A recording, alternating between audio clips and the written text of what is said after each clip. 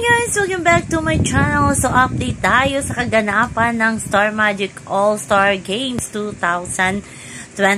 So, itong video na to ay para sa mga GM Fiang dyan na nag-aabang sa mga ganap ni na Fiang at ni GM. So, first Star Magic All-Star Games nila ngayon. At kung hindi ako nagkakamali, ito ang kauna-unahan nila na umattend ng All-Star Games ng Star Magic. At syempre si Fiang, volleyball ang sinalihan, na si JM is basketball.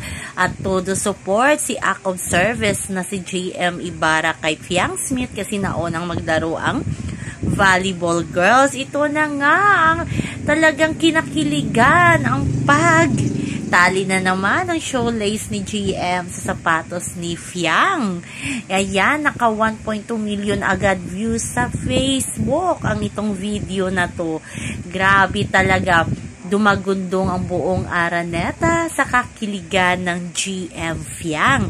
Sabi nga ng isang ang host, isa sa pinakasikat na love team ngayon ang GM Fiang. At napakaganda daw ng series nilang Ghosting. At hindi din nagpatalo itong si Fiang Smith. Ang galing niya din mag-volleyball kahit busy at minsan lang makapag-practice itong si Fiang Smith kasi may out of town at promotion talaga. Nagpo-promote sila ng Ghosting series nilang dalawa ni GM. Pero pinakita pa din ni Fiang ang kanyang the best sa paglalaro ng volleyball. O diba? Saan kayo dyan? At syempre best cheerleader talaga itong si JM Ibarra. Laging nakaalalay kay Fiang. At minsan nga, kinukulit pa siya ni Fiang nung nubating si GM. Alam niyo naman yung GM Fiang kahit sa loob ng bahay ni Kuya, kulitan kahit lovers na outside world. So yan lang muna ang ayuda para sa mga GM Fiang dyan. Hanggang sa muli. Bye-bye! Always remember, wag po tayong magka-stress. Ayan, wagi talaga ang GM Fiang sa outside world. Bye-bye!